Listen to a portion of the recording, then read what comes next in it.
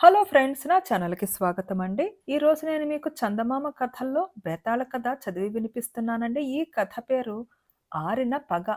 పట్టువదలని విక్రమార్కుడు చెట్టు వద్దకు తిరిగి వెళ్లి చెట్టుపై నుంచి శవాన్ని దించి భుజాన వేసుకుని ఎప్పటిలాగే మౌనంగా శ్మశానం కేసి నడవసాగాడు. అప్పుడు శవంలోని బేతాళుడు, రాజా, నువ్వు ఎవరి కోసం ఈ అపరాత్రి వేళ ఇలా శ్రమపడుతున్నావో తెలియదు కానీ ఈ లోకంలో ఏ కారణము లేకుండా మిత్రులు శత్రువులవుతారు, శత్రులు మిత్రులవుతారు.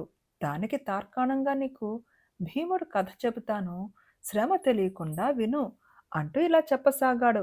విక్రమపురాన్ని పరిపాలించిన విక్రమవర్మ రాజ్యపాలనలో అత్యంత సమర్థుడు. ప్రజలను అతను ఎంత బాగా కనిపెట్టి ఉండేవాడంటే ప్రజలకు అతని మీద అంతులేని విశ్వాసం, ఎక్కడ లేని భక్తి ఉండేది. అతని ఆజ్ఞ అయితే చాలు, వాళ్ళు నిప్పులో దూకడానికి కూడా సిద్ధంగా ఉండేవారు. ఇది చూసి పొరుగురాజు దేవరాజు అనేవాడు ఏమాత్రము సహించలేకపోయాడు. దేవరాజు ఏలే దేశంలో దేవరాజును గురించి చెప్పుకునేవారే లేరు. కానీ విక్రమవర్మను గురించి చెప్పుకునేవారు చాలా మంది ఉన్నారు. దేవరాజు పాలనలో అన్ని ఈతి బాధలే. అతను విక్రమపురాన్ని యుద్ధంలో జయించలేడు. విక్రమపురంలో అరాజకం హెచ్చరిల్లితేనే కాని యుద్ధంలో అది ఓడిపోదు. అందుకని దేవరాజు బాగా ఆలోచించి ఒక ఎత్తు వేశాడు. రెండు రాజ్యాలకు మధ్య ఉండే అరణ్యాల ఆటవికల ముఠాలు అనేకం ఉన్నాయి.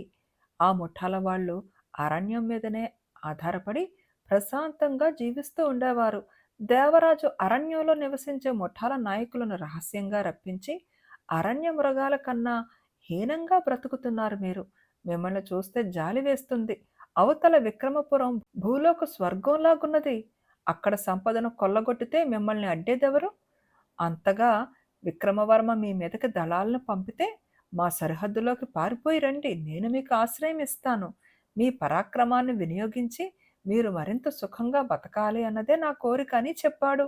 దేవరాజు ఇచ్చిన భరోసాతో అరణ్యవాసులు దొంగల ముఠాలుగా తయారై విక్రమపురాన్ని దోచడం ప్రారంభించారు. ఈ దొంగతనాలు ఒక ఉద్యమంలా సాగుతున్నాయని గ్రహించి విక్రమవర్మ దొంగలను పట్టే పని ప్రజలందరిది అని ప్రకటించాడు.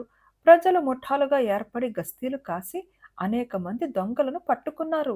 రాజు అందరు దొంగలను దేశ శత్రువులుగా ప్రకటించి ఉరి తీయించాడు. తరువాత ఆయన అరణ్యంలో ఉండే ప్రజలకు ఒక సందేశం పంపాడు.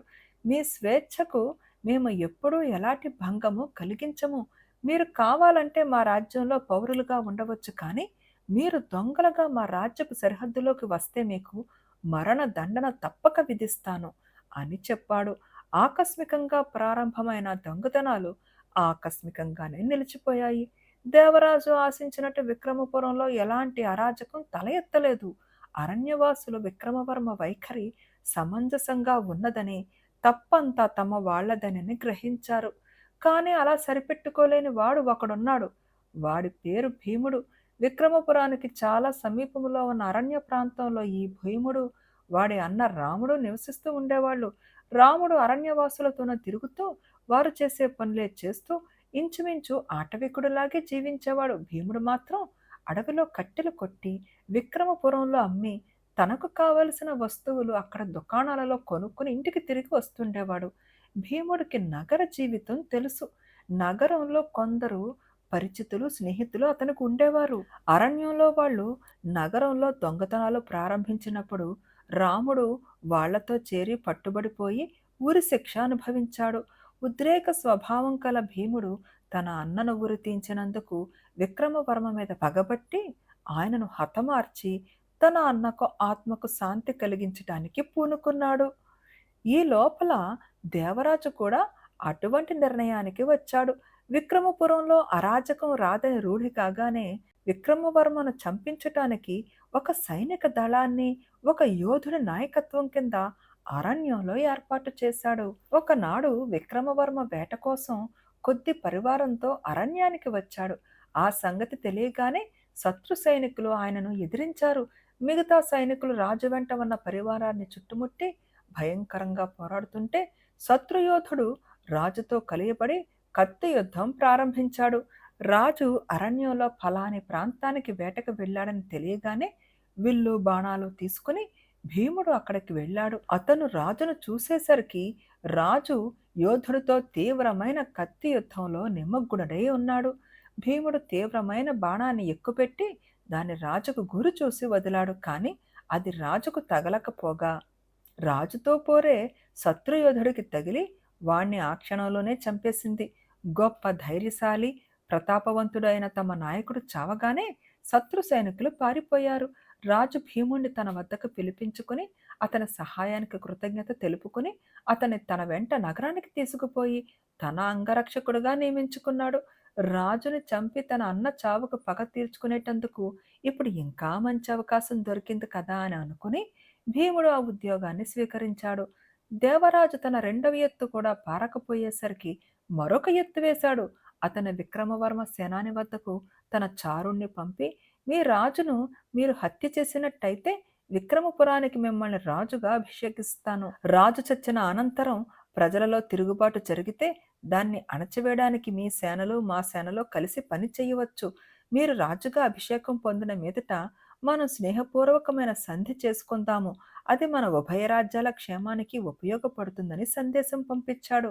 రాజ్యలోభంతో విక్రమవర్మ సేనాని దేవరాజు వాగ్దానాలు నమ్మి తన రాజును హత్య చేయడానికి నిశ్చయించాడు. అతను ఒకనాటి రాత్రి పొద్దుపోయి రాజుగారి సైనాగారం వద్దకు వచ్చి రాజుగారితో రహస్యం మాట్లాడాలని కబురు చేశాడు.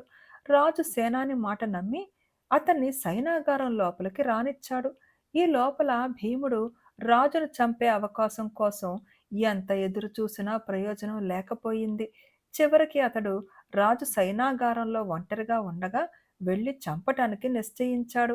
సేనాని రాజుగారి సైనాగారం ప్రవేశించిన కొద్ది క్షణాలకు భీముడు వచ్చాడు. రాజుగారి అంగరక్షకుడు రాజుగారిని ఒక్కసారి కాపాడినవాడు గనుక ద్వారపాలకుడు అతన్ని అడ్డలేదు. భీముడు సైనాగారం ప్రవేశిస్తూనే రాజుగారి సేనాని చేతిని గట్టిగా పట్టుకుని ఉండడము, సేనాని చేతిలో ఖడ్గం ఉండటము చూశాడు. అదే సమయం అనుకుని భీముడు రాజు మీదకి తన కత్తిని బలంగా విసిరాడు. అది వెళ్ళి సేనాని గుండెలో గుచ్చుకుంది. తన ప్రాణం కాపాడినందుకు రాజు భీముణ్ణి ఆ క్షణంలో మెచ్చుకోవటమే కాక మర్నాడు సభలో అతన్ని కొత్త సేనానిగా నియమించాడు. అటు తరువాత భీముడు విక్రమవర్మను ఎంతో భక్తి విశ్వాసాలతో కొలుస్తూ తన అన్న చావుకు పగ తీర్చుకునే ఉద్దేశాన్ని పూర్తిగా వదులుకున్నాడు. బేతాళుడు ఈ కథ చెప్పి రాజా, భీముడు తన పగను ఎందుకు ఆరిపోనిచ్చాడు?